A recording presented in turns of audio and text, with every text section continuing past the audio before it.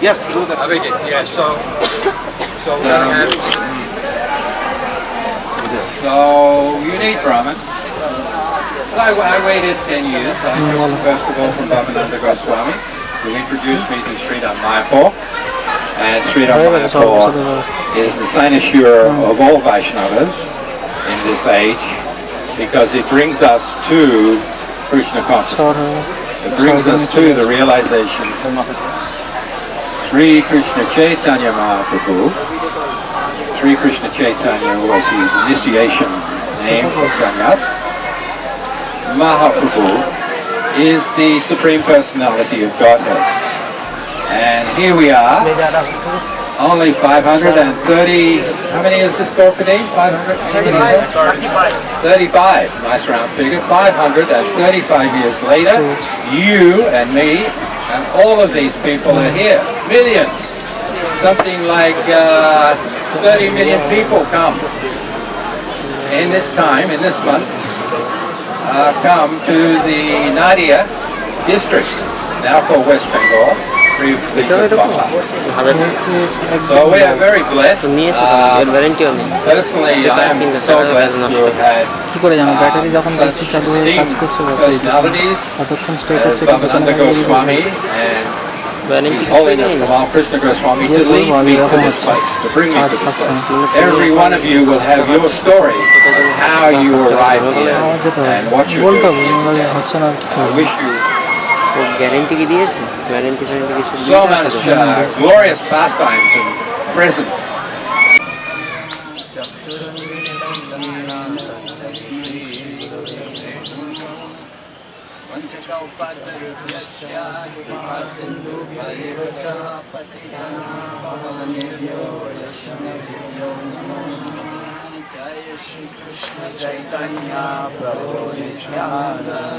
Shri Advaita Gadadhara Srivasadi Gaura Hare Krishna, Krishna Krishna, Hare Hare, Hare Rama, Rama, Hare Hare.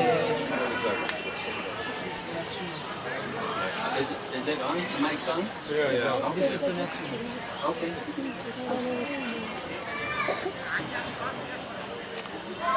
So I had the good fortune to be in India, and I came to India in 1975, and I stayed up till like 78.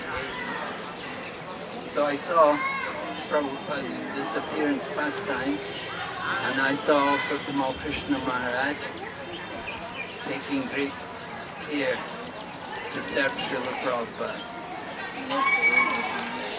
It was very shocking to me that some years back people came up with a poison theory. I thought it was just the most ridiculous thing. It was just so outrageous.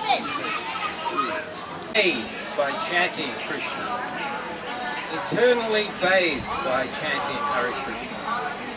And our Krishna consciousness will make us eternally bathed in pure. And he goes on to say that even a mentally deranged person can be cured by chanting the holy name. Now we're talking 78. Things haven't changed. The process is gradually, he explains, gradually the mind becomes spiritualized. So simply try to use your mind to see how Krishna is working. So we have here a Tamal tree. We have here Gurudev, Tamal. Nambar Prabhupada, Tamal. We have a Tamal tree in full fruit over there in front of the temple, between the temple and it's doing very well. It's full of Tamal fruit. I can't see any on this one. You have to be careful, not just cutting back here, because it's not good. And you can cut this one here so we can walk and do parikrama. So make sure you do parikrama. Even a mentally deranged person being cured by chanting the holy name. And gradually the mind becomes spiritualized. Simply try to use your mind to see how Krishna is working. In other words, whatever you look at, see Krishna there. Sadhu, there is no way, and I emphasize that, and he emphasizes that, no way to approach God alone. One must go through Guru.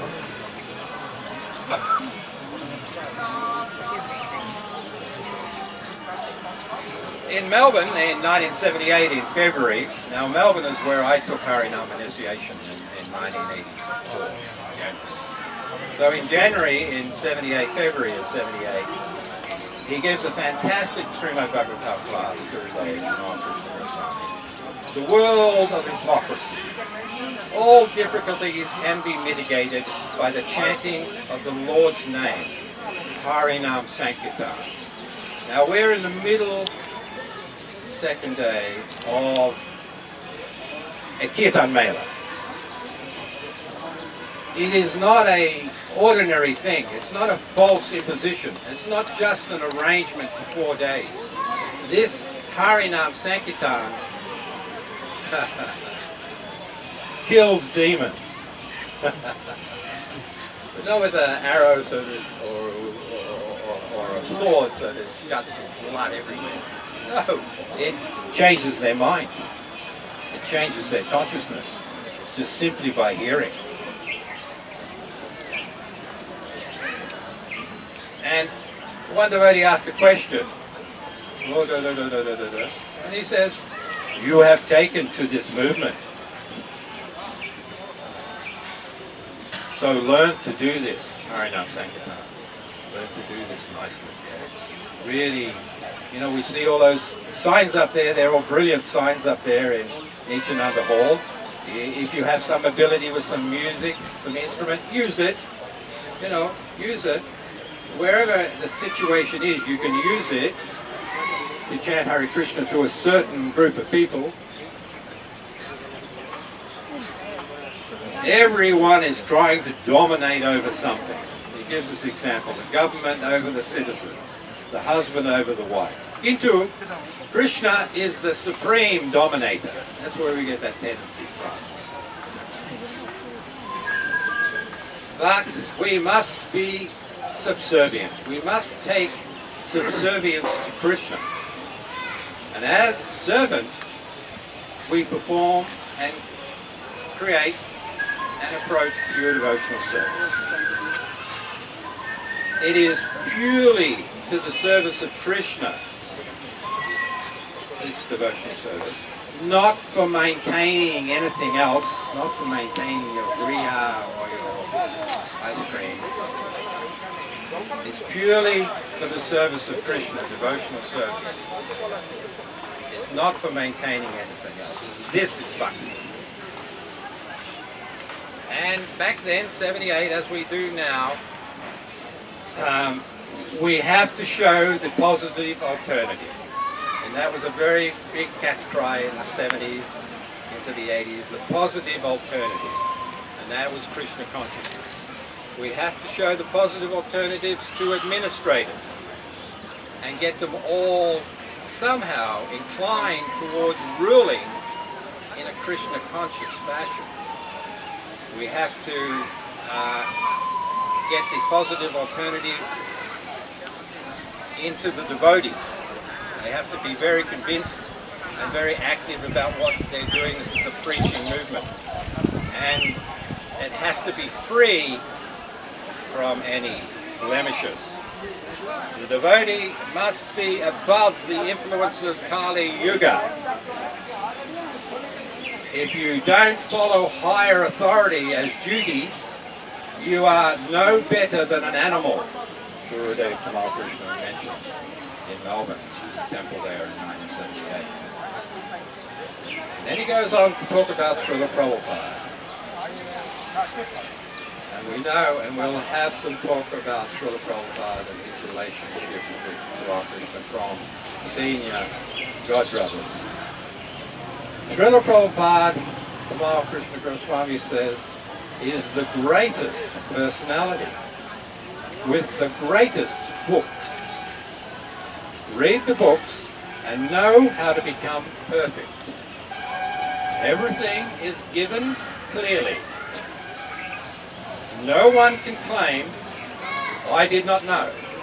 This is Gurudev. No one can claim, I did not know. Everything's there in the books and in the lectures from Prabhupada. No one can claim, I did not know, even in Kali Yuga, where forgetfulness is right. So use your intelligence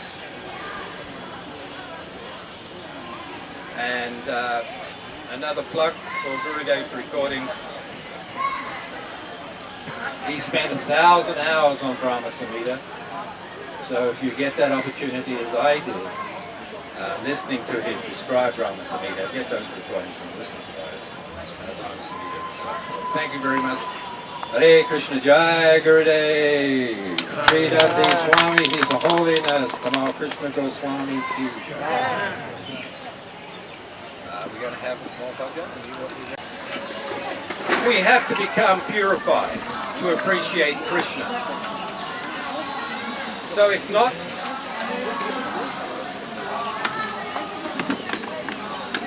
Krishna conscious, how will we avoid the demons? How will we avoid the demons? So you can see the purpose of Krishna consciousness is there. Very practical. 1978 continued.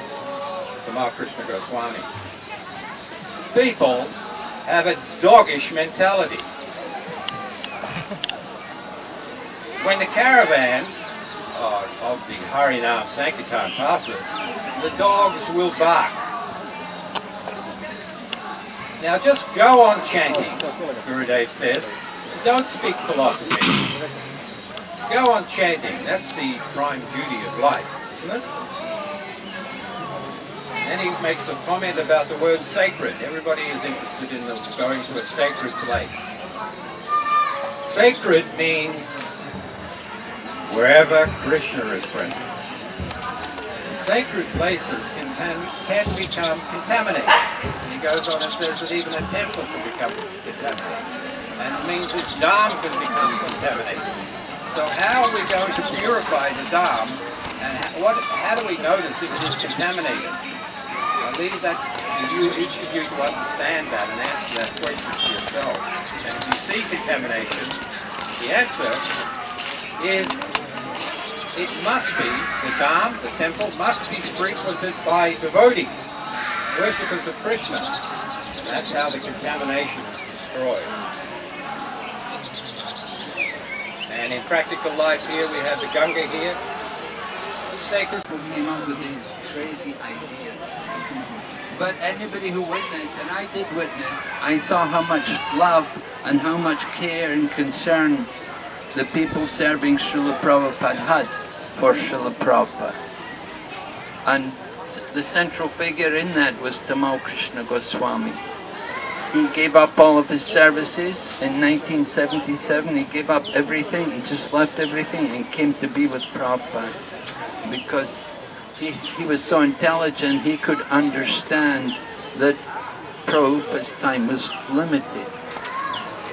And he just wanted to spend every possible minute he could with Srila Prabhupada.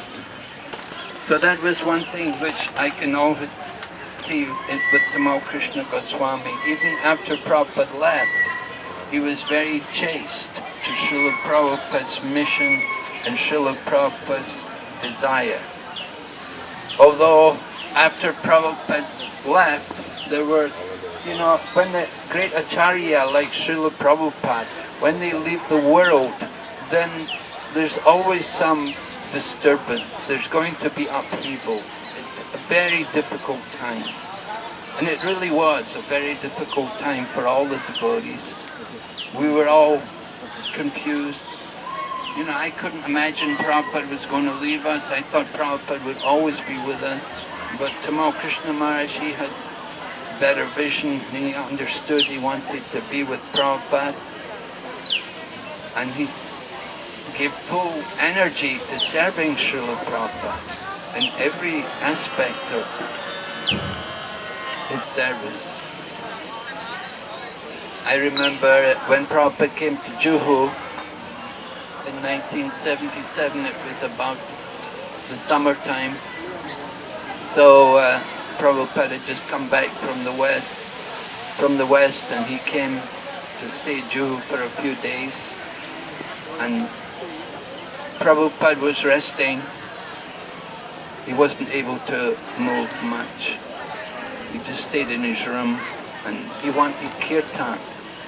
He wanted kirtan all the time.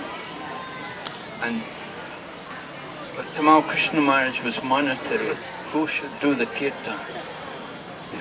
He was very, very careful who he allowed to go into Prabhupada's room to chant for Prabhupada. We would usually just go 2 people at a time, just 2 of us.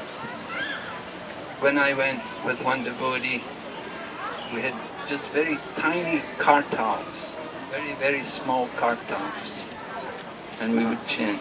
Tamal Krishna Maharaj is monitoring who's going in, what. You have to do everything exactly the way Prabhupada wants. It should be very soft, very sweet kirtan. So Tamal Krishna Maharaj was monitoring all these kind of details. And then of course Prabhupada moved to Vrindavan, to Krishna Balaram Mandir, and Tamal Krishna Maharaj was in so much anxiety. It was such a tense time. It was so unbelievably intense. That atmosphere, we didn't know what's going to happen. And Prabhupada was telling the devotees he wanted to go around Govardhan Hill. He wanted to do Govardhan Parikram because it was Kartik time. And it came up to the time of the Govardhan Puja, and Prabhupada was in that condition, he was so ill, so sick, but he's saying, I want to go on Govardhan Parikram. And Tamal Krishna Maharaj was in so much anxiety, trying to discourage Prabhupada, that Prabhupada, please, Prabhupada, this will not be a very good thing for you to do. But it was not so easy thing to do, very difficult. Only Tamal Krishna Maharaj could handle these kind of situations. So he had that ability. He was always close to Prabhupada. He told us, he said when he was a young devotee, Prabhupada called him to come and take lunch with him in Los Angeles. Usually Prabhupada would eat on his own. But one day, Tamal Krishna, at that time he was not even a sannyasi, he called him to come and take lunch with him. And Prabhupada wanted him to promise him that he would distribute books, the books. He said, Prabhupada explained to him, he said, we want to give a big order to Dine Upon to print Back to Godhead magazine, and I want to know, how many copies will you distribute? How many copies will you pledge to distribute every month? So Prabhupada called him and asked Tamal Krishna Maharaj. At that time he was kind of like the temple manager of Los Angeles. Yeah. He was like overseeing all the affairs, and Vishnu Jan was there, of course, at that time. And so Prabhupada had so much trust in Tamal Krishna Maharaj from the beginning that when he wanted to increase the book production, he called him and he wanted him to promise that he would distribute books. So that was one example.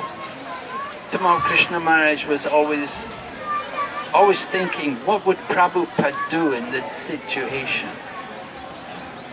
After Prabhupada left, there were many problems, many crises came up, overseeing the affairs of the ISKCON movement. It was a very difficult time. People who were in the GBC at that time, probably Hari Sori Prabhu, he could tell you better than me, right? That the GBC meetings were very passionate affairs with a lot of screaming and shouting and very intense, heavy, right? So Tamal Krishna Maharaj was there, you know, he had to be in all of this, but, you know, he was a leader. He was one of the prominent leaders, and because he was such a leader in ISKCON, so people would criticize, because that's the nature of the world. The bigger position you take, the more people will look for some fault, and they'll try to find some fault and criticize you and try to pull you down. So very difficult situation. Tamal Krishna Maharaj had to undergo all of these things, you know. People were not able to often see the good, and they would try to find the fault. But he tolerated all of these things, and he went ahead. He thought what he wanted to do to please Srila Prabhupada. And he, at one point, because he'd come to China, Prabhupada, of course, had told him, you go to China. That was before Prabhupada departed. Prabhupada told him that, yeah, you go to China, that will be good, because there were so much criticism, so many problems in America, and so he thought it might be better you go and start something over in China, in the Far East. So Tamal Krishna Maharaj did that. That was how I ended up over there. You know, he told me, he said, we need to develop the Far East. He said, if we have a movement just in the West, it's not very good. That we have to be everywhere. Lord Chaitanya Mahaprabhu predicted Pritivitiyachiyat Nogaradigram. That every town and village all over the planet. And if we don't have a movement in the East, then it's not very good. What is wrong? So he encouraged me in this way that I should put some energy, go there. And he also would come there regularly. He was very concerned. He considered the Far East, China, that was like his Prabhudatta Desh, the place given to him by Prabhupada. And he did come there, and he was always concerned what's going on there, what's happening there, what are they doing there. In those days, we didn't have anything at all in China, but it was really just Hong Kong. But he developed Hong Kong very nicely. He put a lot of energy into it. He got Surabhi Prabhu to design the place. Very nice, in a little apartment in Hong Kong. He designed a beautiful temple because of the relationship with Tamal Krishna Goswami. So Surabhi Prabhu kindly designed it for him and arranged all the different artifacts, made like a little museum there in the temple. Tamal Krishna Maharaj was really a perfectionist. Everything he did had to be really just right. If it wasn't perfect, then he wouldn't be satisfied. He wanted perfection. I remember one Maharaji, she made some cake or something like this, and it hadn't come out very well. And he said to her, "What is this? What is it? You give me like this?" He really chastised her. Why? He said, "Because I know you can do better. I want you to do better. I want you to do the best. This is for Krishna. So you should do the best." So he was really a connoisseur of perfection. He wanted everything done really nicely. I haven't been to the Dallas temple since he took it over, but from what I understand, it is very beautiful. They have beautiful paintings there, the Rajasthani art paintings on all the walls, and the Kalachandri restaurant is very well managed and very beautiful and attracts a lot of people. But this is an example. Then also they have also the TKG school there in Dallas also. He put a lot his energy into all of these different things. You know, he wanted everything done really nicely for Prabhupada.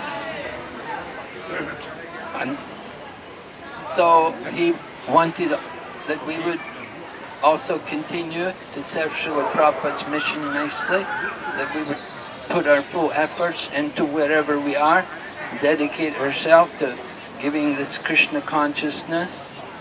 He said, we have come to give. We didn't come to take. We have to have that mood that we want to give. And he really, he gave everything he could. And that was why his health suffered. Because of it, so much energy, so much mental energy which he put into seeing the future of ISKCON, that his health had problems, and he did have like prostate cancer, and he underwent very painful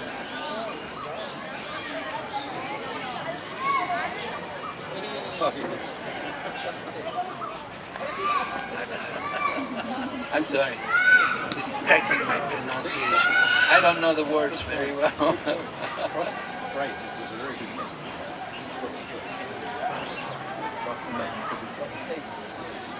Prostate.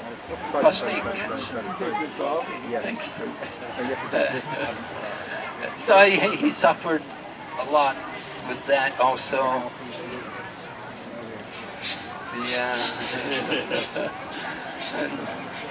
But then somehow he was getting himself back together again, and he came for the GBC meeting, and he attended the GBC meeting in 2002, and he really took the shoulders, he stole the stage. You know, everybody on the GBC meeting, they were all very impressed, you know, with his intellectual acumen and his quick thinking and sharp responses. He was really a very dynamic personality, and his sudden departure from the world was really a great loss for us. I really lament. I could not imagine he would leave us so suddenly, so early, and it was really a great loss for our movement. Anyway, we're trying to remember all of its instructions, and we pray that he will also guide us more in the future. So more and more senior devotees are coming. I think it's nice. Give them a chance. They can also. Thank you very much. Hare Krishna. Hare Krishna. Hare Krishna. This mound of earth where the fire sacrifice took place. Sitting in a meditative, sober mood, he began to play his varadalas, singing prayers to the disciple succession which he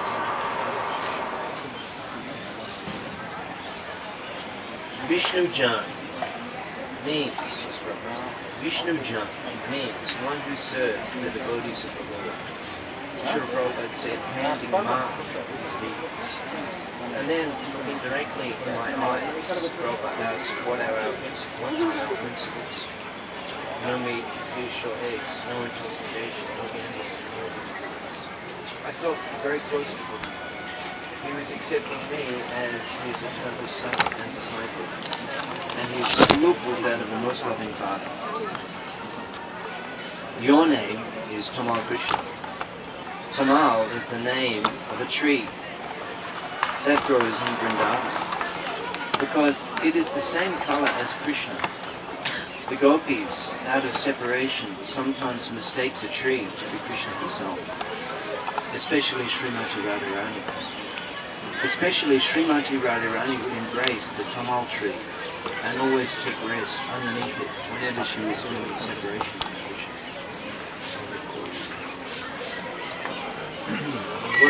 What a moment of transcendental ecstasy to be initiated in such a way. When I joined the movement in the mid-80s, Tamal Krishna Maharaja, he was the most influential leader in the movement. And I was in Melbourne, and he would come, and it was a movement's different dynamic in the 80s and 90s to now. A different dynamic. And he was there at that time when it was mostly devotees joined, brahmacharis, brahmacharinis, householders. Householders also went on Sankirtan. That was the mood in those years.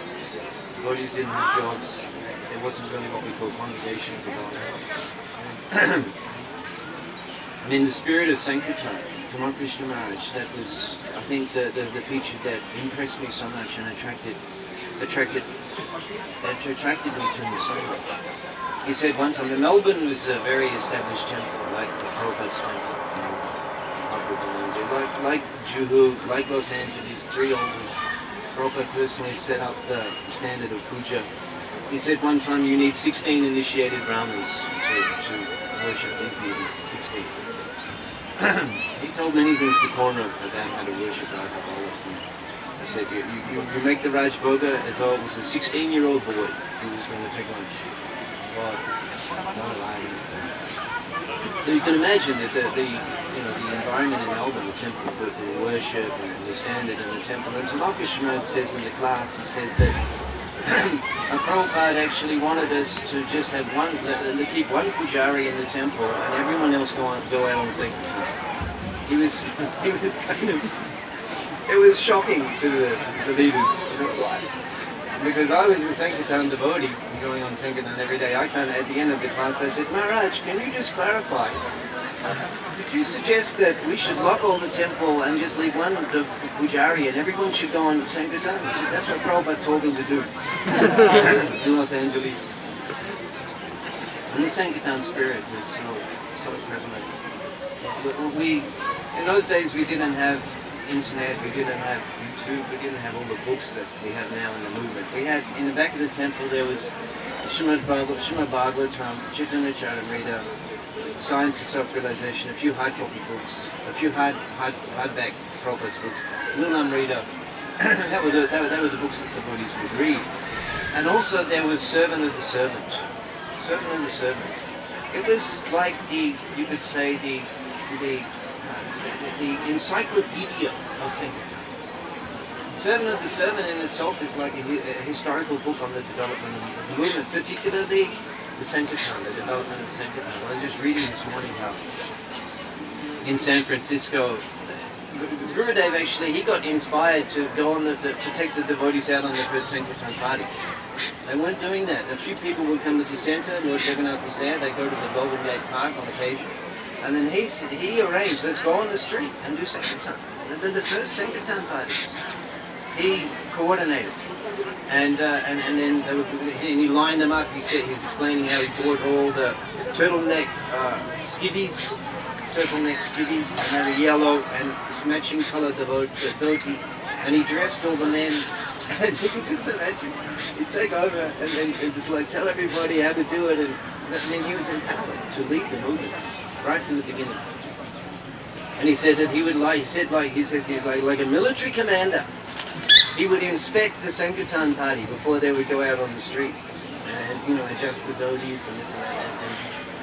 And that was San Francisco. And then Prabhupada, all of the places that were important, you see that Prabhupada sent to Krishna Maharaj, and then to London, and then to Germany, so many of those nice pictures there, the early Yamuna, Mukunda, these exalted souls. The Lila is an eternal associate to Prabhupada, to come to serve him, associate with him. And he was associated with them, starting in Sankirtan in these places. And then in that time frame, in India, he came to India. He was GBC for all India. Until 74, when he moved back to America for Radha Damodar Shankirtan traveling class, then they required 4 people to replace the services he was doing in India.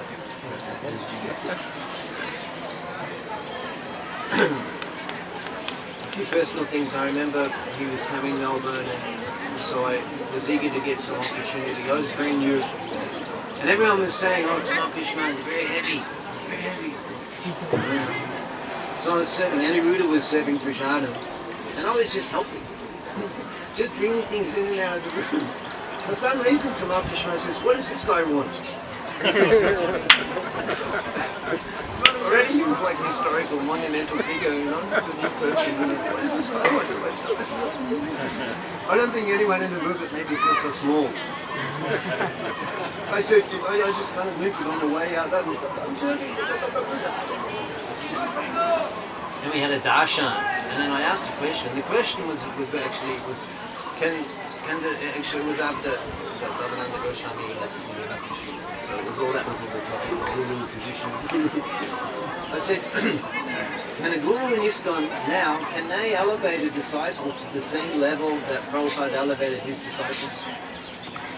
He said, a real disciple wouldn't ask a question like that.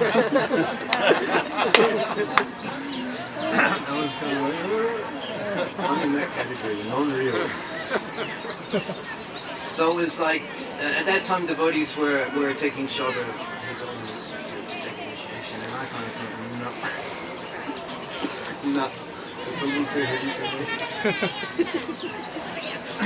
So then when I did take Diksha from my mantra guru, and it was amazing that he came again next time, and it was like, he dealt with me in a completely different way. So affectionate. So nice to see you, your smiling face. And then, he kind of encouraged me even at that stage. He wanted that particular relationship. I know Tamal Krishnara's disciples, they're a unique breed, of devotees. Just like they're also perfectionists. Now one interesting instruction that Gurudev gave me, when I asked him one time, I'd like to serve you, can you give me some service? He said, I want you to befriend my disciple. I was shocked. I'm still quite impersonal, but I was even more of an impersonalist there. And it was such a difficult thing for me to do. That devotee, of course, has been very close to him on the dearest friends for so many decades. At that time, he said, I want you to befriend my disciple. That was, he said, in this way you'll serve me. One time we were on the Shinga Day, Radhacharan, everyone would gather, we'd go on walks in the morning with Gurudev, so nice. So then I was a brahmachari, so Gurudev had his skivvies, he bought new skivvies. And they wanted them to be dyed saffron. So they entrusted that responsibility to me, being a brahmachari, I should get it right. So as we did with our cloth, we just threw it in the washing machine, threw in some of the capsules of dye, and turned on the machine. When it came out, that was it. So I threw the skivvies in the washing machine, it came out saffron. I gave him to Nishingadev. He looks at it, the look on his face, complete aghast, you know, no, the colour's wrong. I said, you said saffron? No, the colour's wrong. It's like, it had to be perfect. It had to be the perfect tone, the perfect matching tone. And so they're washing the skivvies again and again and again, washing them, trying to get them to fade a little bit. Eventually they got it to what they thought was the proper colour. So then I got the skivvies, I folded them up, I took them up to Gurudev's room.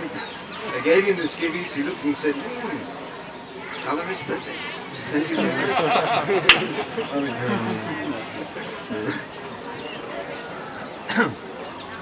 Skivvy means a t-shirt. Skivvy is long sleeve with my name. Turtleneck. So today is, so I was able to, you know, such an insignificant soul, but such a special devotee of Srila Prabhupada, intimate, eternal servant of Srila Prabhupada, and fortunately I was able to get his association and get a relationship with him, which had such meaning in my spiritual life. And eventually, I mentioned last year, I won't go into detail, but how I met him after I'd been preaching in Bangladesh, and he encouraged me so much. He said that Prabhupada wanted this, and you can see the special benediction in Bangladesh.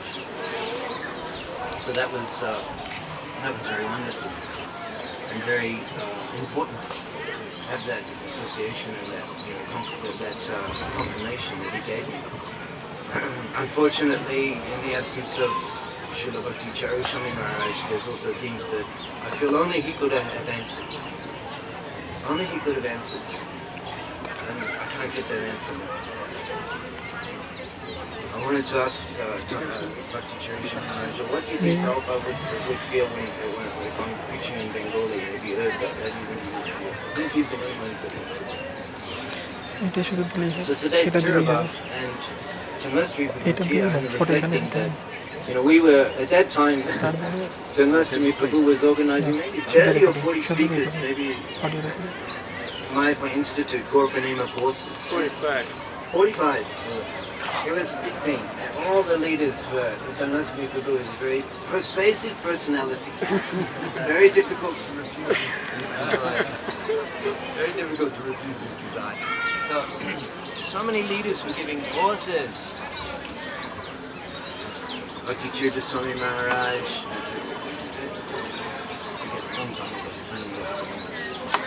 all big leaders were giving courses. It was a big thing and organising and so many venues, and he had people from Pune, a team of assistants from Pune come to just organise it. And then Tamal Krishna left. I mean, it was such a shock, and he was the first of the leaders, the first of our, to really depart.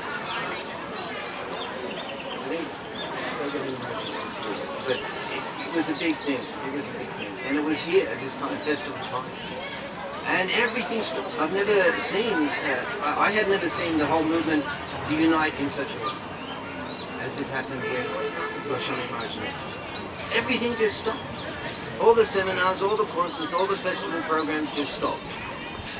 And everybody, the whole of the movement was simply coming, and it seemed like it wasn't organised, it was just spontaneous. Everybody came. It was that first day when we heard the news. I still remember Bhakti Maharaj's face. I mean, just like a dark cloud. He was sitting there back in the temple, chanting for hours, you know, after we got the news. Just like it, you know, I mean, I've never seen like such a face of roses and pain. And that whole day, everyone was just completely in shock. By the evening time. And then the next 3 days, it was just spontaneous in the temple. The whole day, from morning to evening, was just devotees coming to speak. There was hundreds of devotees. Everybody spoke. Everybody wanted to. They went for 3 days. I think the biggest Remembrance festival in the history of India, probably never to be repeated, appropriately, according to the appropriate. And we can't understand. Everything is Krishna's arrangement. Padmalochan Prabhu, also his Ganga Prapti Hayache, Padmalochan Prabhu. He also is considered a mystical person, Padmalochan Prabhu, resident in Vrindavan. So he said he had a vision. He saw Gurudev. In the morning, he came, and it was announced, I think, Sridhama. A Mongaladi news had got out, and all Prabhupada and Maharaj went in the van to... What's that place? What's it called? Pulia.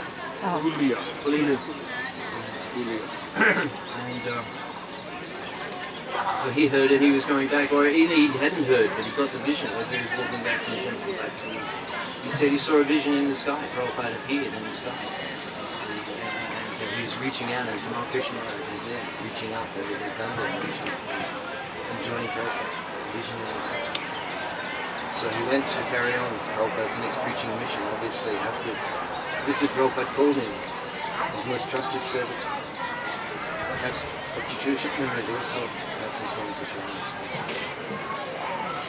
So I was fortunate to be able to, that was after many years as Maharaja was mentioning, he'd been away, he'd been taking his PhD, and I think that was completed or almost completed, so it was probably 5 years or more that Gurudev hadn't been to Mayapur. He came, and he was giving class in his room in the morning. There were the kirtans in the evenings, and in the morning he was giving class. He was giving class on Sri Dhama. It was at the time of the Bhagavatam class, and he had it was kind of like a special class because there was 20 or 30 devotees from Taiwan who had come. Chakra and Janama were there, and they brought these devotees as he was preaching so vigorously, and they really made a breakthrough. And so many of those devotees took initiation that Gurudev was giving them class. So I was going for those sessions in the morning. Now, it's interesting, I like to make the point because I think it's of spiritual significance that the last public class that Gurudev gave was on Upadesh Amrita text 8, which is called the Upadesh Sharam, the essence of all instructions. The last public class he gave. He gave that in the morning, and that day he was in Mayapur. The next morning he left early. It was the last public class he gave. Text 8, Upadesh Amrita. It's not a coincidence. That verse explains the essence of all instructions is to remain in Vrindavan and constantly chant the holy name of the Lord and remember the divine pastimes of Radha and Krishna in Vrindavan. That's the Upadesh Sharam, the essence of all instructions, for the Rupa Anugus. So, in his commentary, he said that our acharyas, they left Vrindavan to come to Mayapur, and he cited the examples of Gopishwardas Babaji Maharaj and Jagannath Rai Babaji Maharaj, who had been doing bhajan at Radha Kund for decades. And then they came to Mayapur, and they set up their residence in Mayapur to enter more deeper into Brajadham. That was his conclusion, that the acharyas came to Mayapur to enter more deeply into Brajadham. And that was the last message that he gave to the monks. And then he was leaving for Vrindavan Dham. He was leaving for Vrindavan. He was going to catch a flight to Delhi. He was leaving for Vrindavan. And now he's eternally residing in the state. He never left Mayapur. And he's eternally in the...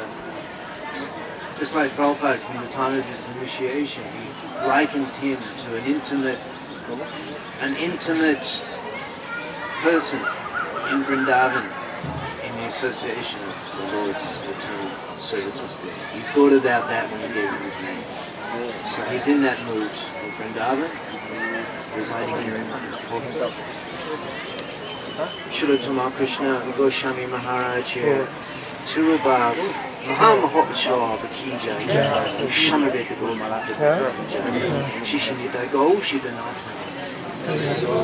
My life, it's difficult to find 5 to 10 minutes, but I'll try my best. In 1989, I was asked by the BBT to go to the New York Temple as a Sankirtan leader to get book distribution going there. And I kidnapped Jadharani. That time she was very active in this country, super good book distributor. Kidnapped her, speaking in a joking way, from the Atlanta Temple. And she was a woman Sankirtan leader and I was a man. And at the end of, during the Christmas marathon, we had a 10-day marathon. The temple was about ready to be closed by the city of New York because of failure to pay their taxes, sewage bills, electric bills. And we did a marathon of 10 days. We had 35 devotees going out. All the ladies were in New York. We had a group of brahmacharis in Washington, D.C. working in the airport. And I was down in Charlotte. We were working the airport and also going out in the lots. And in 10 days we distributed enough books to give, I think it was $35,000 of books. That was the cost of the books we gave to the BBT and bailed the temple up. Okay, it was like amazing arrangement by Krishna. And so then I went to India to get married.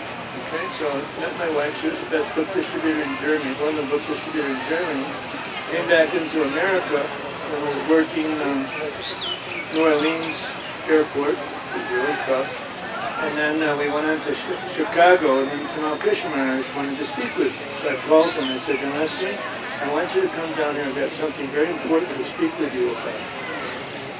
So he paid for my flight down. I had to pay my way back. So it was worth it. And then we had a meeting, and he said, Srila Prabhupada asked me to push book distribution all over the world. But I stopped it.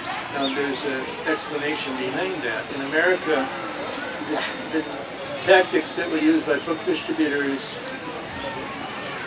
got a little off track, and it created a big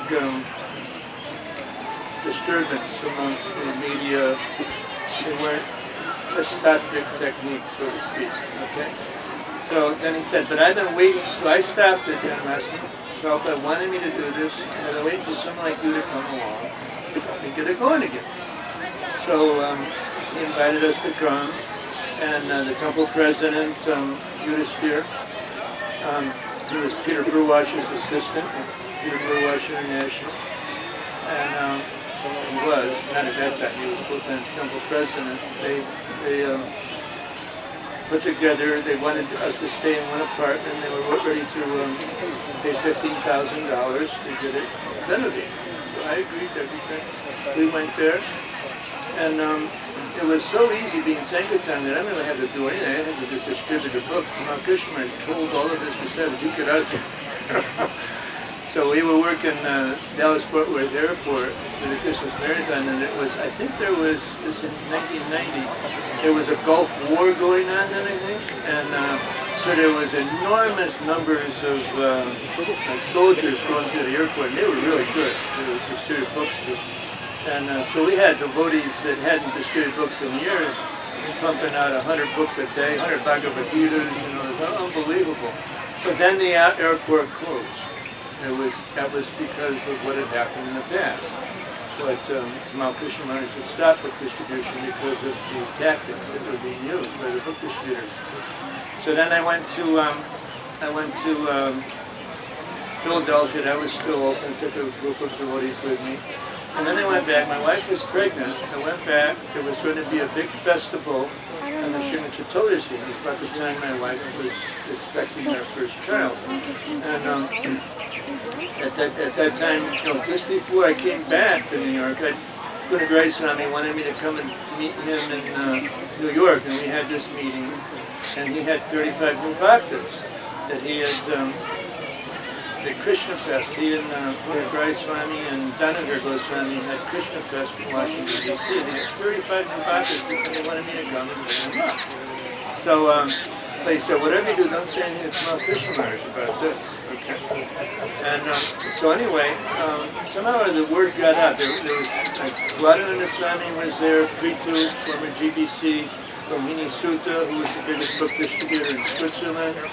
They were all there. And my wife, on the Srimad Chaturdashi, my wife started labor. And then Tamal Krishna Maharaj, he sent a disciple over and asked me to invite me over. He wanted to meet with me.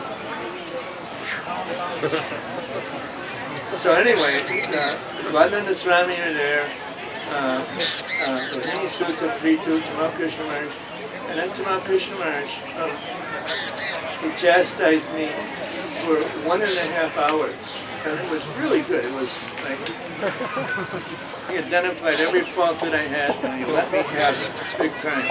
So I walked out of there, my wife, said, and so I'm thinking, on that day, on the Srimad Chaturdashi, they were also at a big festival, and they were having Rath Yatra. And I was thinking, well, geez, maybe I should throw myself in front of the Rath car and finish it off.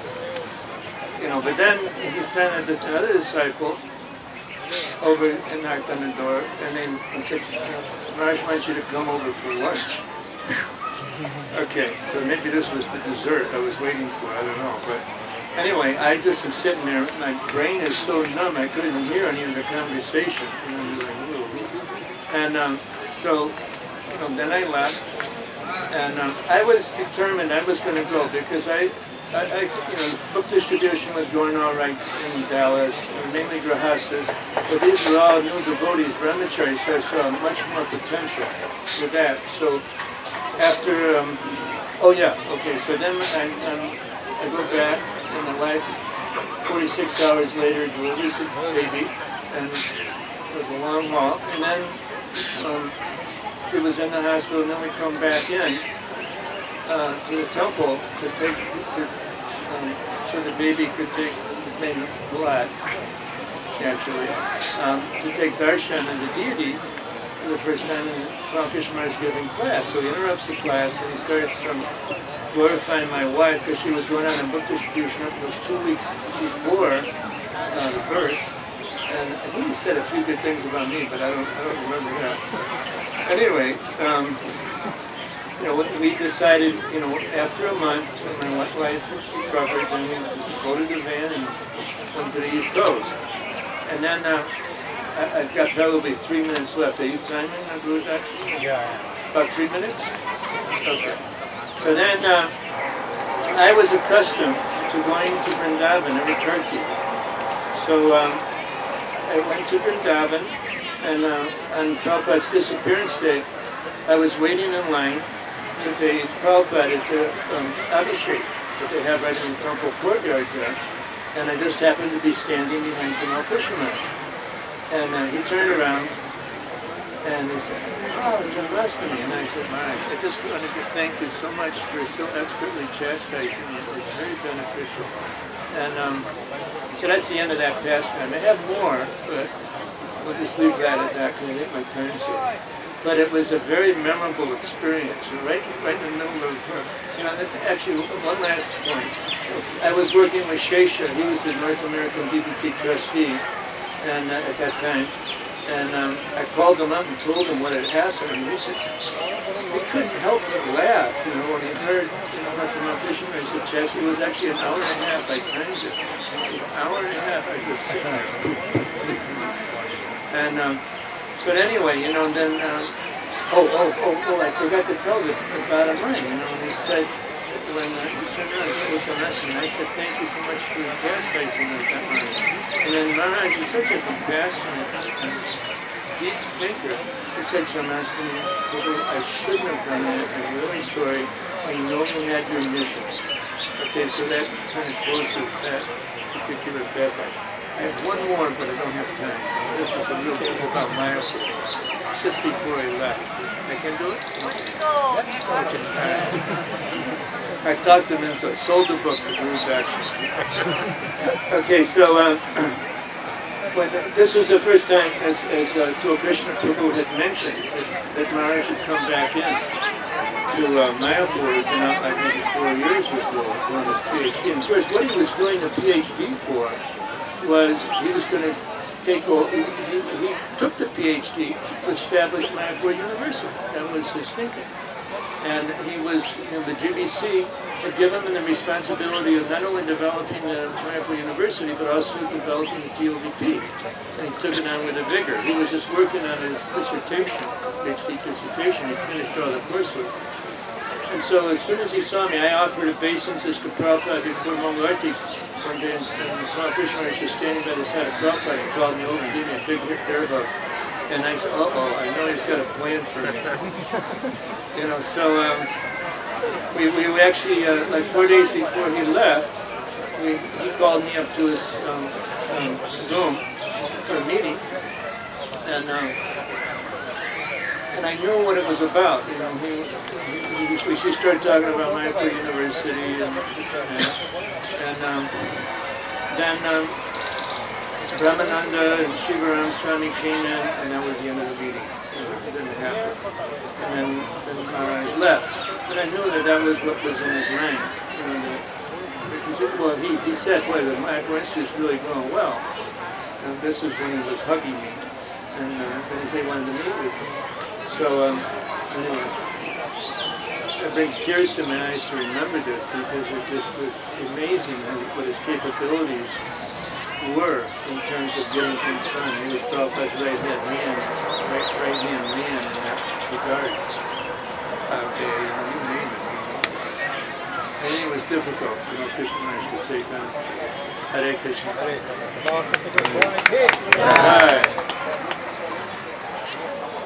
I was fortunate to have a fair bit of association with Tamal Krishna Maharaj when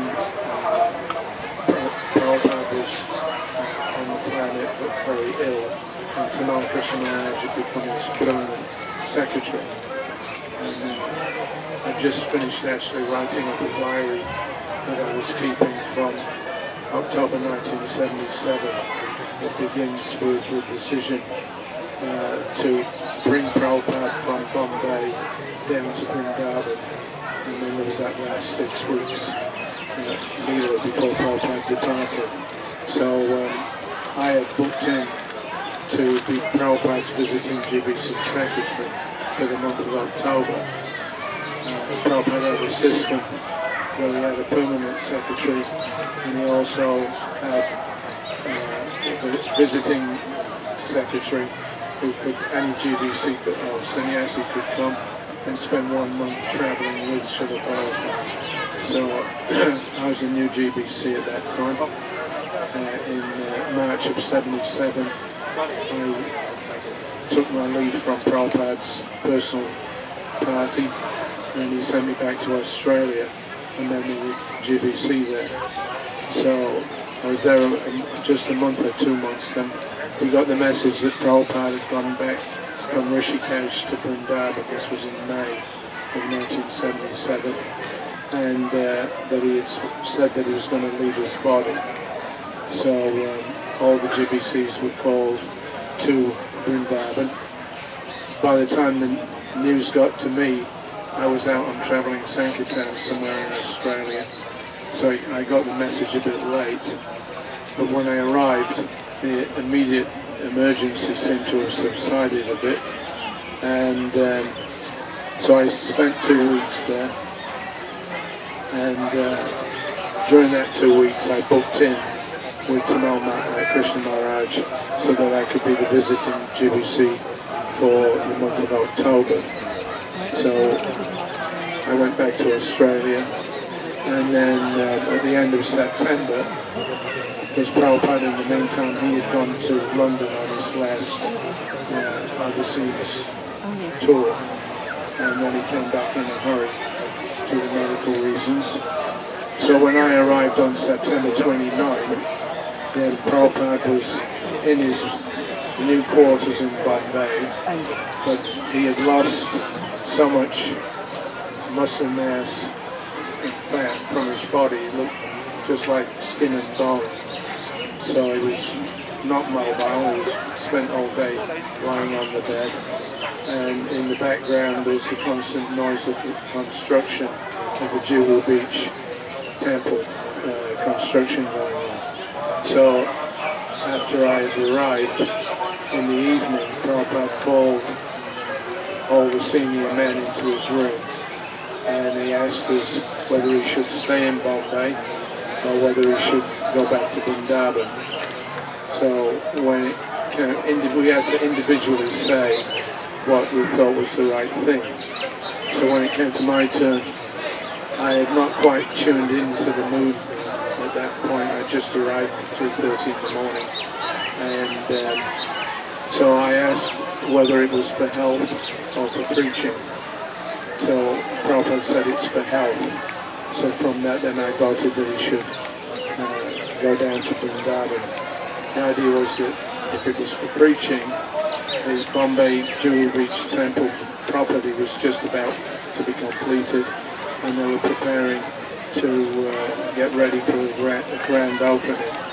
So in which case Prabhupada wanted to be there. But for health meant, that construction of it and the opening of the Juhu Beach Temple, it took second place. Health was first. So when Prabhupada said it was for health, then along with all the others, I voted that Prabhupada should go down to, should go up to Delhi and then to Vrindavan. So I was dispatched by Tamal Krishna Maharaj to go up to Delhi and Vrindavan and get things ready for Prabhupada's arrival. So I did that and took the last plane out from Bombay. At that time, the temple president in Delhi was Bhagavata Shraya Prabhu from Australia. He was my old friend.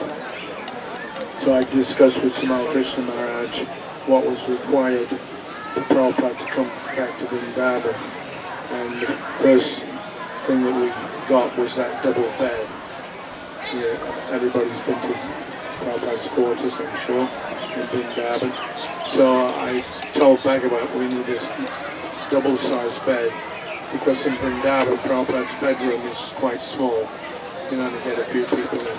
Whereas there was what was not going to be a departure based on, but turned out to be. We had to re-equip the big darshan room. So the first thing we did was put in a big double-sized bed that Bhagavata Shraya Prabhu had taken me to see one of his life members in Delhi. He was just starting a new business, carving wooden furniture. So he had one bed in his stock, and so we bought that was 600 rupees. So that's the bed that's there in Vrindavan. So anyway, I was on the phone with Tamal Krishna Maharaj, and part of the Delhi Agra road had been washed out by the monsoons. So then they made the decision, instead of flying up to Delhi and then coming by car to Vrindavan, the decision was to take the train, because the train would go up to Mathura, and then from Mathura it was a short car drive to Vrindavan. So I reported all the information to Tamal Krishna Maharaj. They arranged for Prabhupada's travel, and he, I think, came on October the 2nd. He arrived there in Vrindavan. So we had that last 6 weeks with Prabhupada in Vrindavan, and I was very happy to see how Prabhupada was being dealt with by Tamal Krishna Maharaj. And we'd had, during the year and a half that I was traveling with Prabhupada, we'd had several secretaries come and go. But I never saw anybody that had the kind of rapport and feeling and loving exchanges that Tamal Krishna Maharaj had with Prabhupada in those last few months. It was a complete, it wasn't just like a formal secretary anymore. Prabhupada was fully in the hands of Tamal Krishna Maharaj, and whatever he decided to do, Prabhupada was happy to go along with. Or if some decision was made to do a particular thing, Tamal Krishna Maharaj, Prabhupada wanted to know what Tamal Krishna Maharaj's opinion was before it was executed. So he had everything organized and looked after by Tamal Krishna Maharaj, and there was a level of intimacy in their relationship that none of us had ever seen before. The way that he was constantly encouraging Srila Prabhupada, and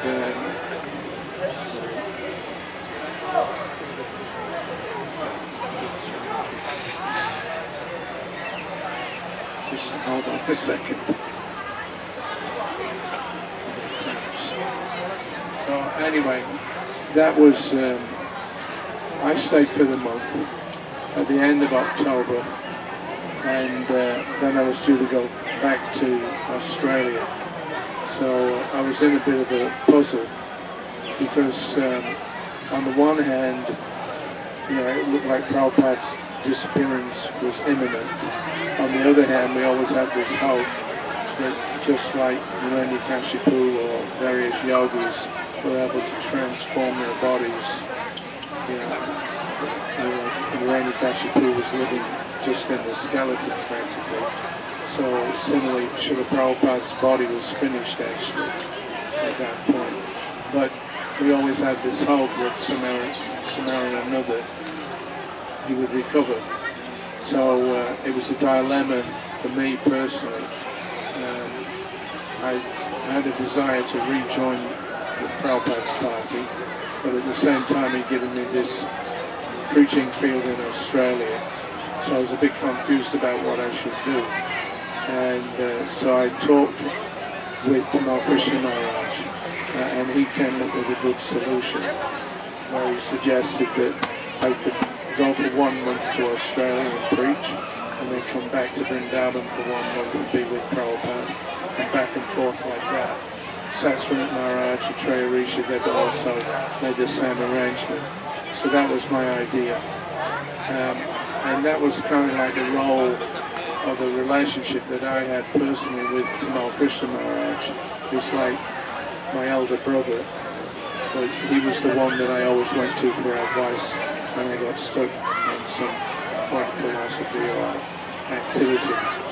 So that decision was made, because Prabhupada left 2 weeks after that.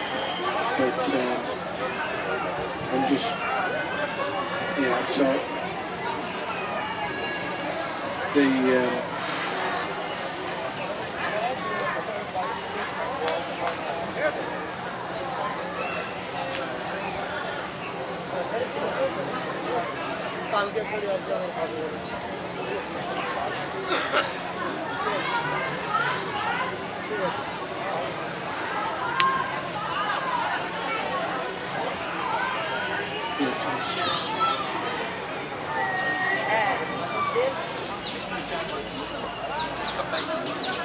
He'd just come back from India, but shortly after that, he joined the Krishna Dhama.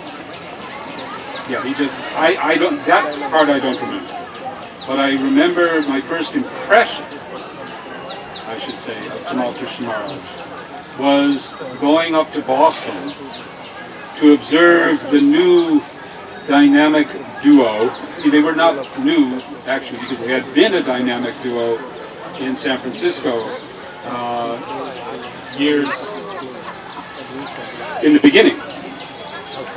But now they were back together, Vishnu John and Tamal Krishna Maharaj. Now Vishnu John had come to New York earlier, before Tamal arrived, with his traveling roadshow. And I was, you know, Vishnu John was all sweetness. But now we get this word that this team of Tamal Krishna Maharaj and Vishnu John, they've started something new, something really dynamic, and they're making devotees like one after another. So I went up there to see what was going on. What was there? How were they doing this? You know? And first I went and I saw their setup. Vishnu John was leading the kirtan with his sarad and beautiful kirtan, just his melodious voice. But then the real action came when I observed the crew after Sunday feast and how they were interacting. And Tamal had this technique that he was introducing, which was basically to lead a person philosophically through various elements of our philosophy and discussion, and get them to basically agree. Do you think that's right? I mean, it makes sense, doesn't it? Wouldn't you agree? And like that, you're not your body. Explain it all, and this material world is full of suffering, and everything that was really easy to agree because it was so logical and made sense, etc. And then there was, at a certain point, it was, okay, now, what are you going to do about it? You've agreed with it, now what are you going to do about this? Are you just going to go on the same way you've been going on now that you know all of this? Are you just going to go on? Are you an honest person? If you're an honest person, you have to change now. So this was his technique. It didn't work for a lot of people. I tried it on my brother, but it didn't work on him. He said, I'm okay. But, so that was my first observation of Tamal Krishna. After that, we'd had various interactions in New York City when he, I'm sure many of you have heard the stories of the Radha Damodar party and their relationships with most of the temples in America. There was sometimes there's stories about the party rolling into a temple and next morning half the temple's gone and they're on his bus. Because they had a message for the brahmacharis, which was basically, what are you doing here when you could be with us? But somehow New York was a bit different. We instead of covert operations, we got into trading. We said, okay, you have somebody on the bus that doesn't fit so well, so they can stay here, and we'll engage them. And here's somebody who wants to go with you, and we swapped. So we had that kind of relationship. But it was like that. It was more of my relationship in those days was more of that kind of interaction. And then I came to India, and there wasn't any. I don't remember anything. But then my wife and I ended up in Dallas many years later, and again we didn't really have much interaction with Tamal. He was. I only remember actually one visit, and then we got to have a little more friendly interaction. And he encouraged us to go back to India, which was nice, because that was much better than what we were doing in Dallas. But again, I didn't have the devotees here have been talking about all kinds of wonderful interactions. I didn't have. But I could observe. I made observations, and there were qualities that I observed. There were qualities of, and it's been mentioned, his quality of being very, I would say, demanding, perfectionist.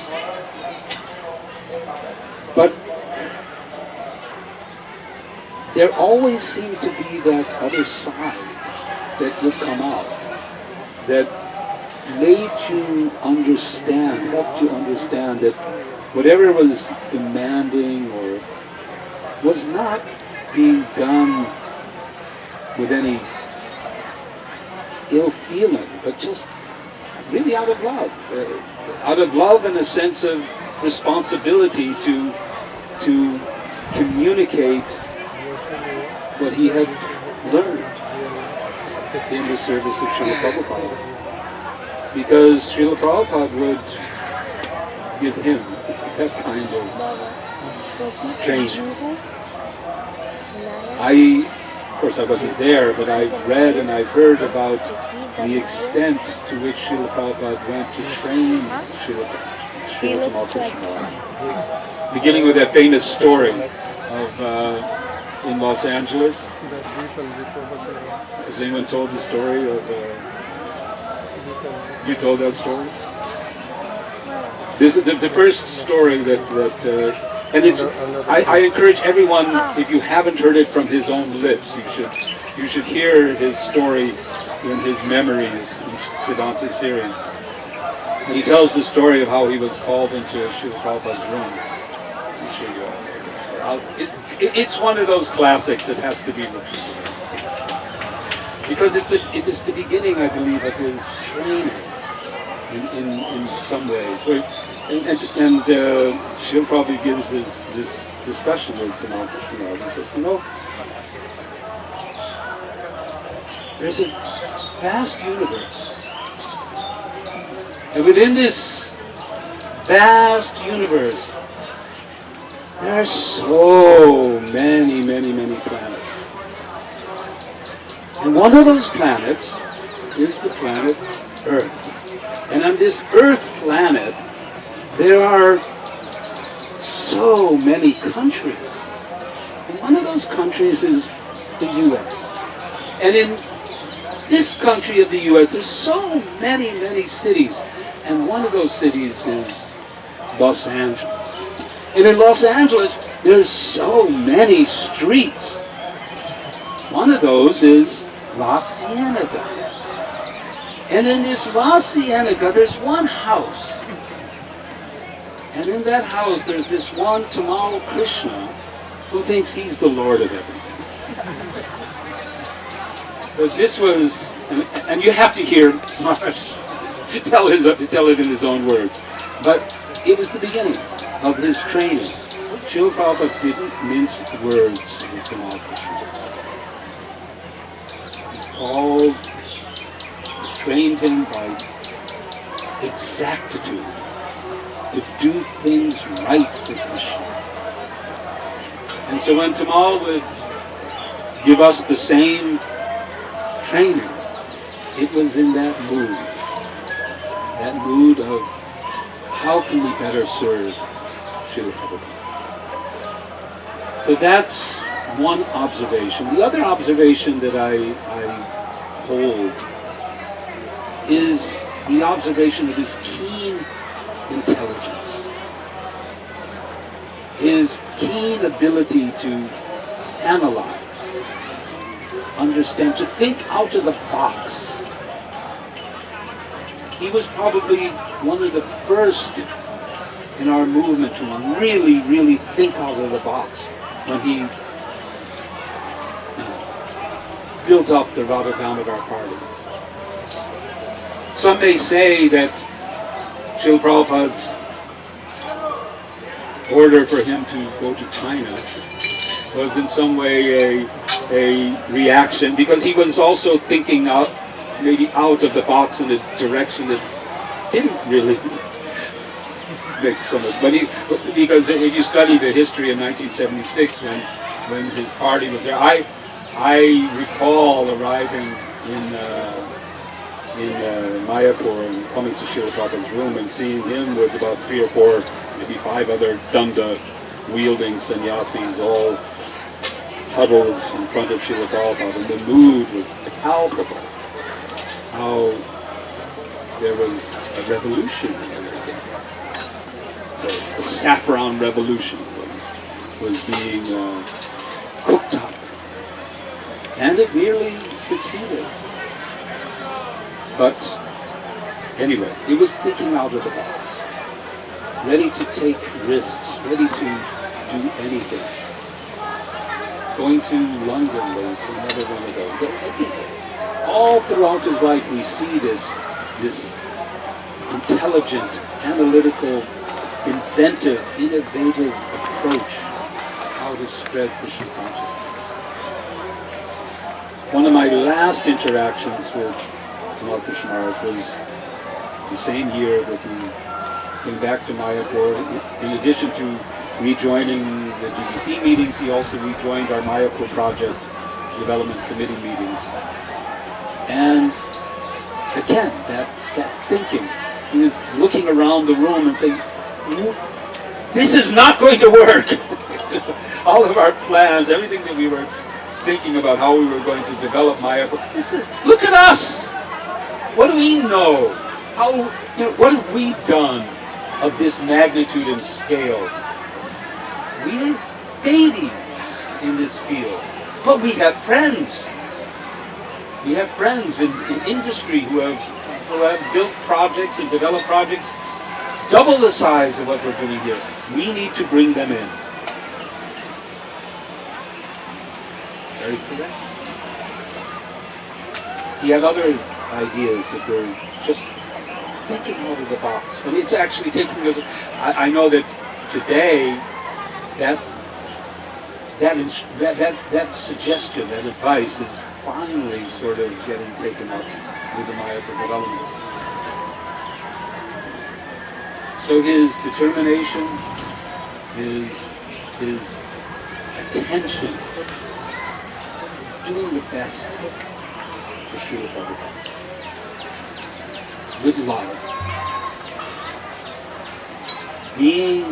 Those who have the good fortune of developing a close relationship with Tamal Krishna, I would say that he was the best friend. The best friend you could imagine.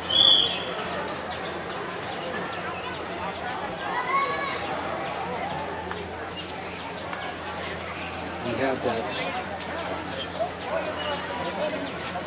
So we appreciate hearing about it.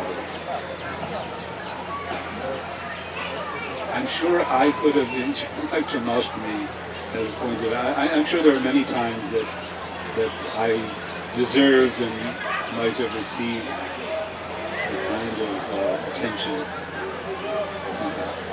But somehow our relationship was a little different. Sometimes I missed out having that kind of relationship. But anyway, I know that in all that we did have the interactions, it's small interactions, it was always with kindness. Hare Krishna, Jai.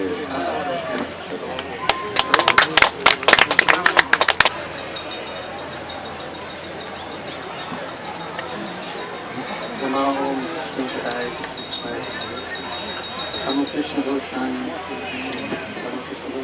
Krishna Goswami, Hare So, Tamal Krishna was one of the very first devotees I met in Calcutta, and the relationships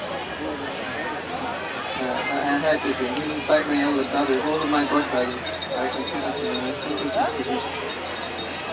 That Tamal Krishna is like my father. He's older, mature, responsible. I felt very safe in this association.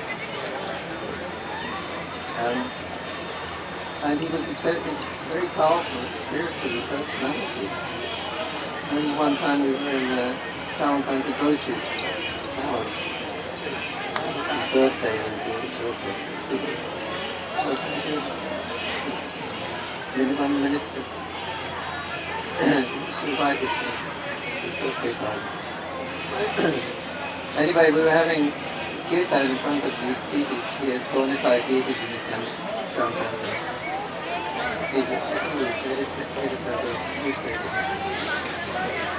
And we were doing kirtan in front of Bonasai, and he was jumping and dancing. I was standing next to Tamal Krishna. He was playing kartal. It was so intense, the vibration there, that I became suddenly stunned. I couldn't move. I'd never heard of devotional ecstasies or anything like that. But something happened and I couldn't move. And I thought, I can't move because of the presence of this devotee next to me. He was just chanting it through Julie and whatever next to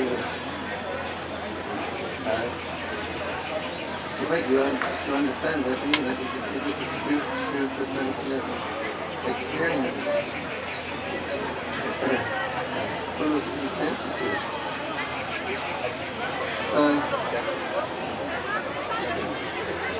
I remember the day before Tamal Krishna Goswami left, and we were here in Samadhi. We came to see the Panchatattva. We had the models of the Panchatattva here. So we wanted to see them for some advice. So we came here, and he saw the deities. Anyway, he kept praising the devotees. Everyone, oh, you know that person is wonderful devotee. Look at this. Look what Sri Dhama Mayapur has done with his Samadhi. Look at that. Look at that arching and so much space there. Which many other critics would consider a waste of space. Look how he's laid it all out with his Samadhi. And we were walking back to his room and talking, when there's no reason at all, we just stopped. And he said, Sri Prabhupada said that we may have our program, But Krishna, he had his version. He just carried on walking. And yeah, he was, at that time he was asking, hey, what can I do for you, Maharaja? Do you need anything? You want money? You don't travel? What are you think about traveling? Anyway, you want anything? Always see. So I always had a very nice relationship with Tamal Krishna Raj, and there's an instance in Vrindavan when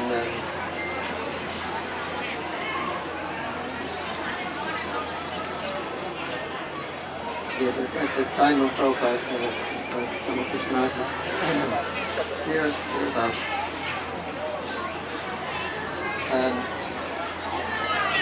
And Sri Prabhupada told the Kaviraj that, or the Kaviraj told Sri Maharaj that most probably he's in the leading body when the Amrit Yoga was coming, he was Krishna's time. Prabhupada will probably lead at this time. So he told him in Bengali, no one else understood Bengali. So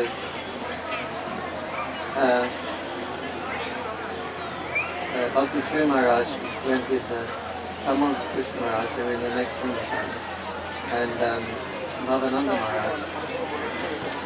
And he said, the Kaviraj said, Prabhupada, he may be leaving it, within a very short time now.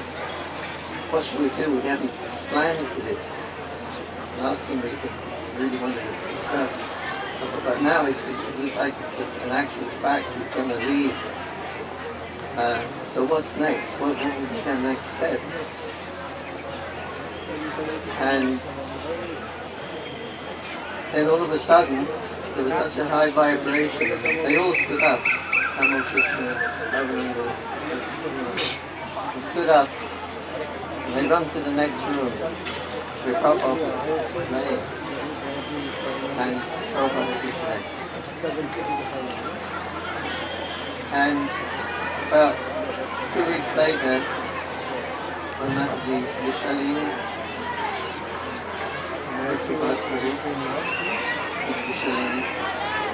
American, he had a dream of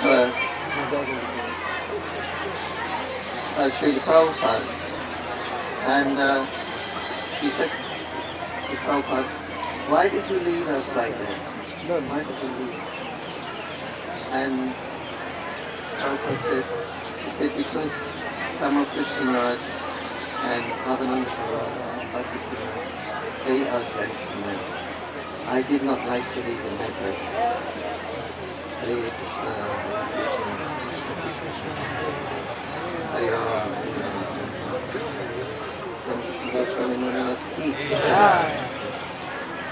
I tend to visit Banaras, and the devotees that I tend to take it back home.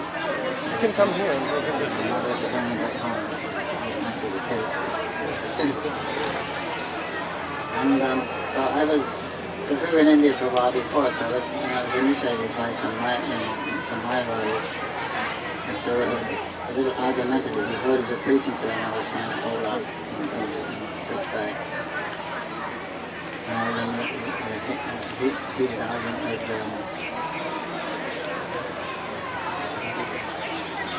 with people. And H.H.Tamal Swami.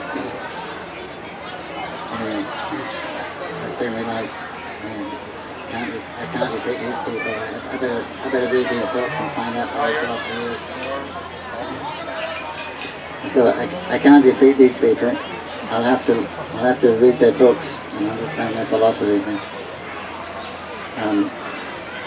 But then I was having an argument with H.H.Tamal Swami, and then Tamal Krishna Raj came. I said, what's going on here? I said, well, he says he's closer to God than me. What do you think? He said, don't worry about how close anyone else is to God. Just worry how close you have to God. That was his first instructions in the first meeting. He was, as has been said, he was very, very special, very, very dear to Prabhupada. I wasn't there in those last days, but I'd heard those tapes, and that's how Sorry Prabhu was mentioning it. Tamal just found it really intimate before him, surprisingly. But at the same time, he was very, very respectful. Very, it was a perfect blend, actually. Respect and affection. He was affectionate, but he never crossed the boundaries.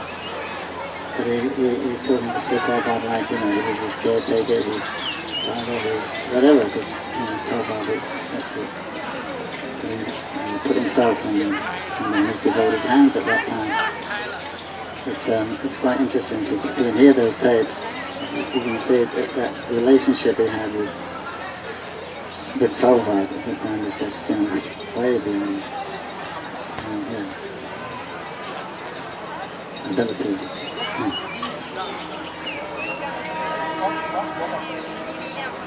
And he was very nice to journalists and myself. He was always nice. But he had the other side, which the rose and the thunderbolt, which is also famous for the thunderbolt. But when I was talking to some of his disciples, they were telling me but I've only seen the rose, I've never seen the club. But that wasn't to be for long, because when we built the Panchatattva temple, behind the Panchatattva temple we built another building where we had our kitchen there and dressmaking department there, etc. And so the building was coming up, and Tamal Maharaj had a room in the conch building right at the end, like second to third story. And our building was, just level with his, and then there was something else going to go up, maybe some bathroom or something on top, some like the top, but there was more of it. And then he heard, I think Maharaj told him, Maharaj, you wait to see when you go back to Mayapur, see what's going on. What? And he came to Mayapur out of schedule, and he called us up, I think you were there. And so he's saying, I got this room in the conch building, so I can have a clear view out, and I can see the TRUP rising. At that time, the TRUP was going to be out over that way. He said, and now you're putting this building up, and you're going to block all my view. And I said, okay, no, we won't do it. Kind of simplifies and so forth. Why are you doing it? I know you're going to put something else on top now. You're going to put some other rooms. I said, well, Mark, we don't have to do that. We don't have to do that. He said, I come all the way here to this. And I said, Mark, really, we won't put it. He said, how do I know that? When I go, you may put it out. I said, Mark, I promise you. How do I know? You may change your mind. Put it out. I was almost in tears by this time. So, Mark, please, it's not okay. I'm not going to put it out. If this building, this building's going to come in between our relationship, if that's what you want, I said, go ahead. I was almost crying. No, if you don't want it, we're going to do it. If we put it down, I'll go and pull it down with my bare hands. It's anonymous, it'll already be here. So, but he was intense.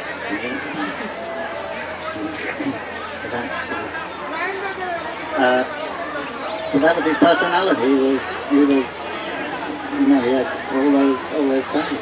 You don't see that in people. He had such a vast area of personality. That's very, very, very, very endearing. But then at that time he left it like that. He didn't say, okay, he just left it like that. Mataji Tamal Maharaj wants to see, I'm going to get roasted now. He said, did you make that apple pie? Yes. that was the best. That was my real I mean, the grass was just so crispy and the thing. She said she knew his life. It was terrible. She knew that. So he just went on praising this cave. And she said, it was such a wonderful lesson to hear. You made a Buddha, and he was glorifying it. It was wonderful. And she knew that was his psychology. But then everything she made after that, she really attempted. It's going to be really first class. It's an amazing characteristic. So these things, they always, and it was always a controversial personality. As Vrinda said, whenever there's a big issue in this country, he said, when the smoke clears, it's the eternal Krishna. So it was really, indeed, he was really a father figure, brother figure, a loving figure, a leader. And it's very shocking when he left. It's the most traumatic experience I've actually had, even more than when Prabhupada left. Because when Prabhupada was leaving, we knew his time was coming. It could be happening any day, not that. But with Tamal, Krishna just disappeared. Just left a few hours he left, and he moved back. Couldn't believe it. And he had, you say, why? It was so dear to Prabhupada. So much fascinating. Read so much how he when he went back to the university to get his degrees, and he even asked me, what do you think? I said, I'm asking all my brothers, you think it's what? He said, well, see, I want these degrees. I'm making this. I said, think about the passion you're going to study and on the topic. He said, yeah, I know. He said, but I want these degrees. When I get my degree, PhD, he said, then I'll come and teach in Mayapur University. He was going to develop it. He said, in my subject, I will be giving PhD on Srila Prabhupada in ISKCON. But it was so shocking that, it wasn't to be. It seemed like, Krishna sent these wonderful personalities. Prabhupada couldn't stay long, but Krishna sent these great leaders to be with us and take us right to him. Suddenly he's gone, he's not there. I guess as it is a lot of devotee expressing, he's going to join Prabhupada. He's more other important work to do. Otherwise he's taken birth in this kind. So if he has, then 13 years? 19. 19. So one a devotee in a couple of years at 20, young age, 21, 25, starts to do something wonderful in this kind of, who knows, maybe that's why Maharaja come back to this again. His Holiness, Ramakrishna Goswami Maharaj ki jai. Sri Dhama Mayapur ki jai.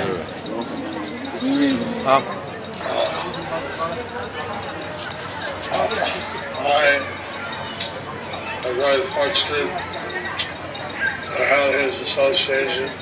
I was very fortunate to have his association. When I was a Bhakta, When I was a Bhakta, 1968, 1968, till the last days. till the last days. So I saw that he served his divine grace to the AC I saw that he served his divine grace from A.C. Bhaktivedanta Swami Prabhupada very special way. in a very special way.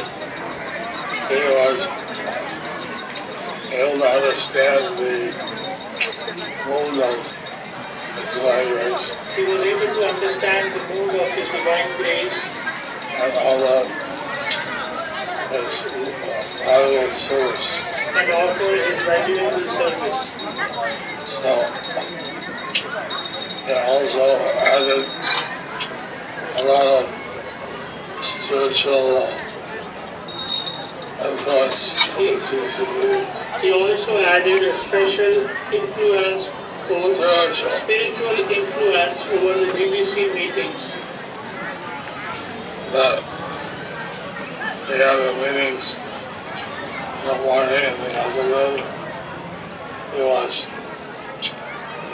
reading kind of discussion of the pastimes of Lord Chaitanya, Lord Krishna. That he was having meeting in the morning and afternoon, and he was sharing and discussing the pastimes of Lord Chaitanya And Krishna. and Krishna In the afternoons. in the afternoons.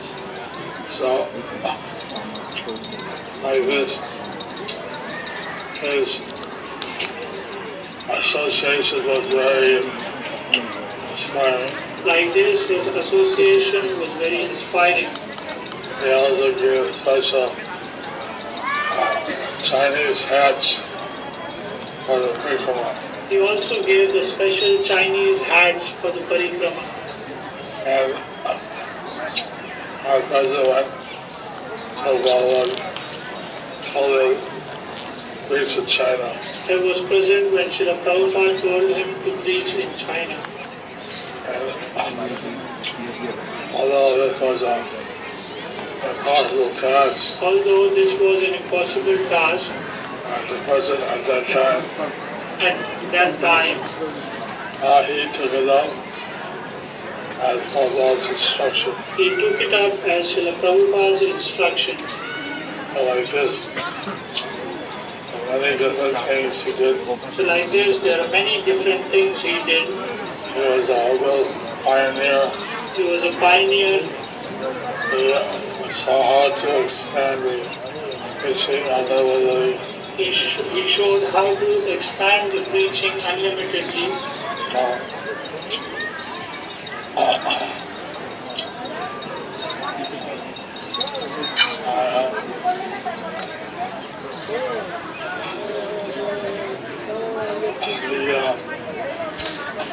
Disappearance Festival. With the Disappearance Festival, Really great heritage, great example. He left behind.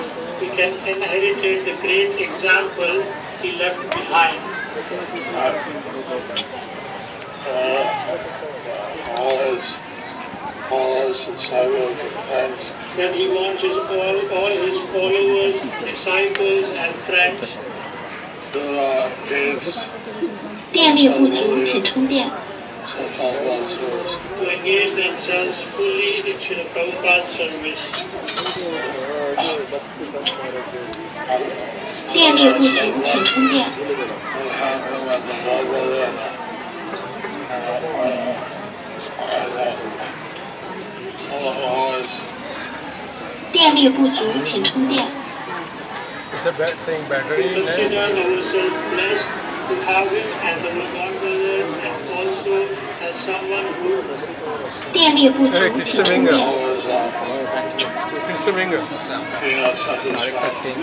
always was taking us as his friend. 电力不足，请充电。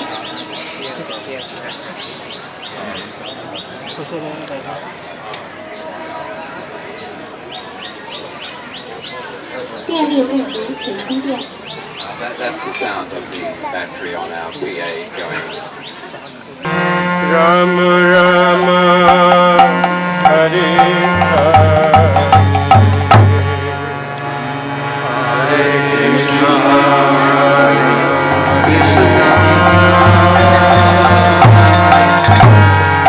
Krishna Krishna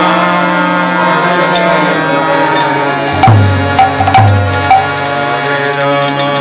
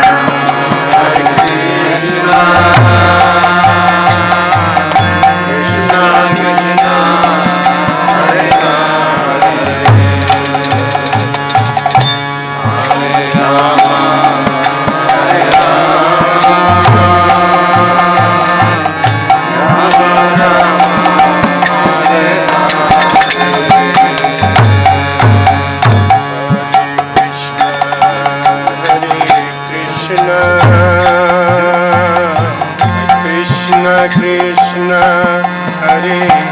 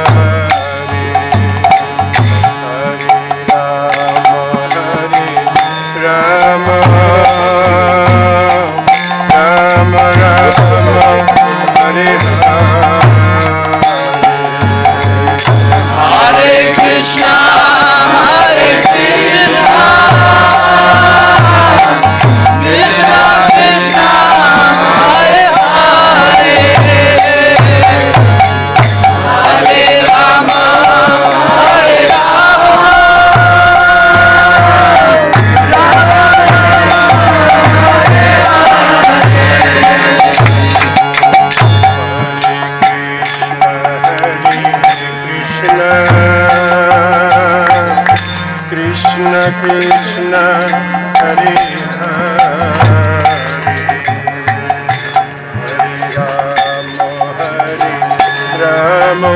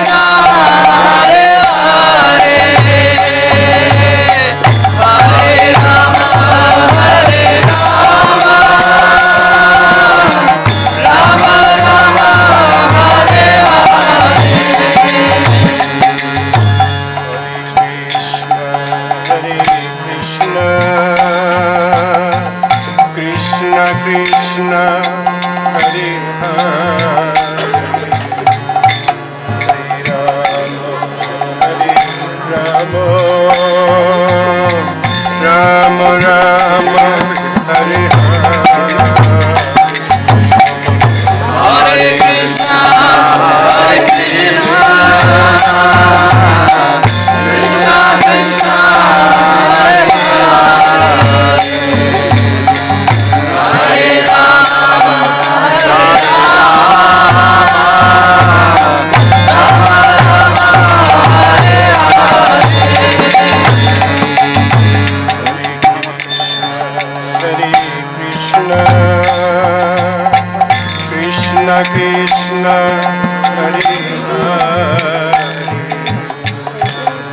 Hare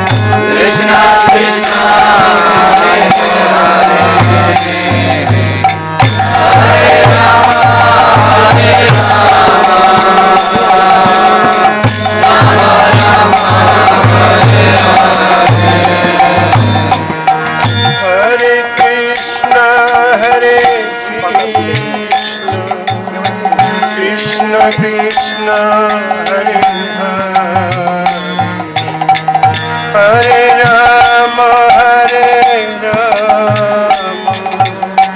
Rama Rama Hare Hare Hare Krishna Hare Krishna Krishna Krishna Hare Hare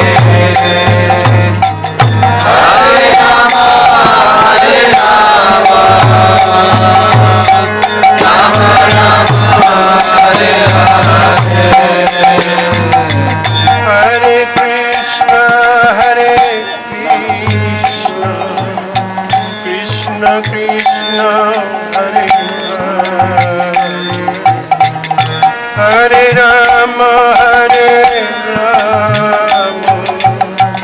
Rama Rama Hare Hare Hare Krishna Hare Krishna Krishna Krishna Hare Hare Hare Rama Rama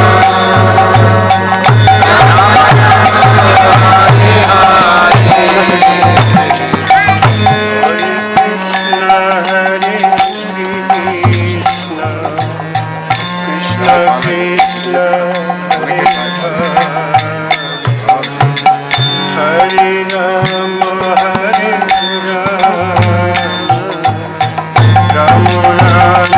Hare Hare Krishna Hare Krishna Krishna Krishna Hare Hare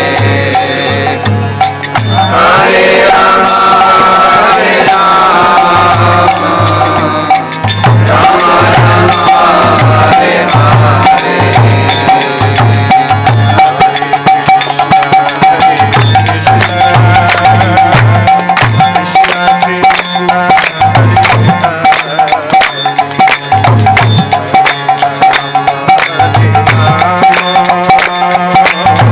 Rama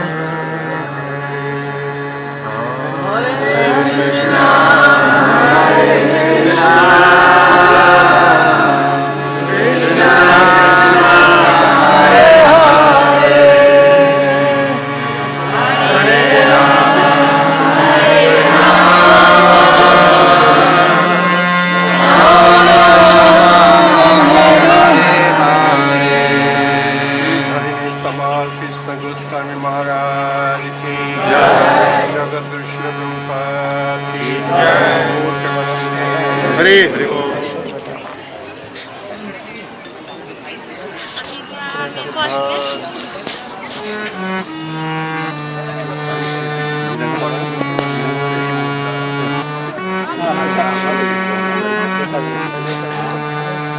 Hare Krishna, Hare Krishna, Krishna Krishna, Hare Hare, Hare Rama, Hare Rama, Rama Rama, Hare Hare, Hare Krishna, Hare Krishna, Krishna Krishna, Hare Hare, Hare Rama, Hare Rama, Rama Rama, Hare Hare, Hare Krishna, Hare Krishna, Krishna Krishna, Hare Hare, Hare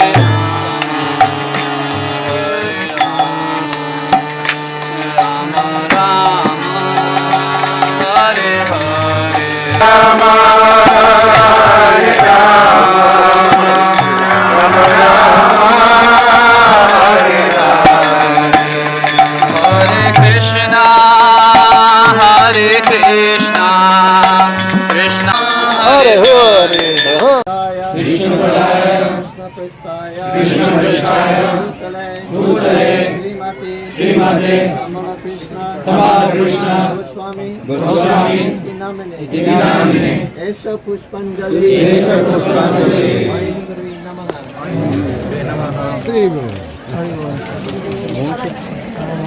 Namo Vishnu Padaya,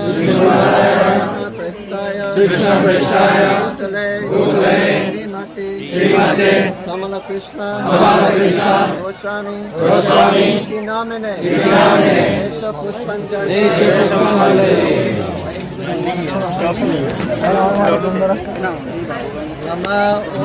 Namo Vishnu Padaya, Krishna Prestaya, Bhutale, Srimate, Tamala Krishna, Goswami, Iti Namine, Esha Pushpanjali,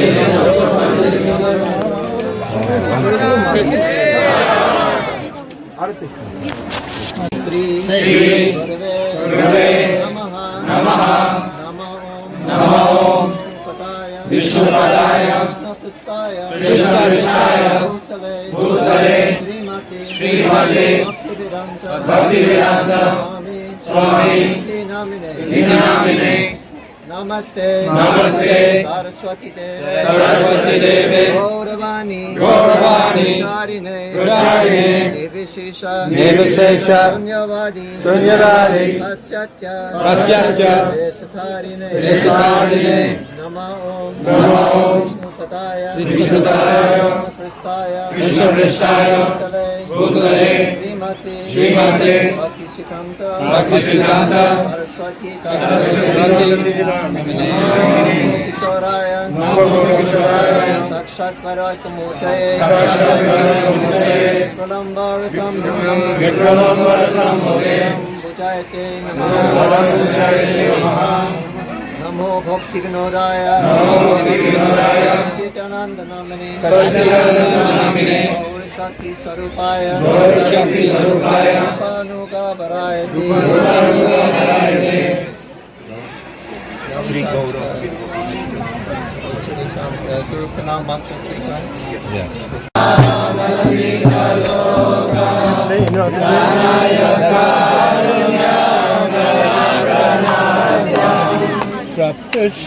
Praptishakalana gunanavasha Vande Gurvashi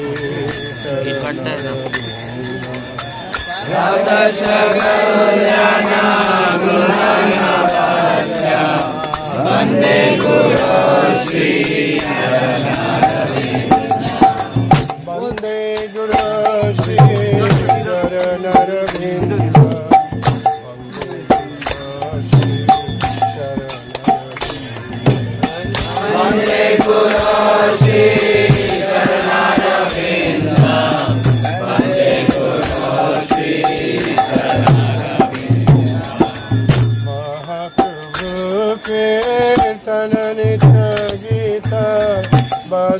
Badikamalam Nashara Shena Mahaprabhu Kirtana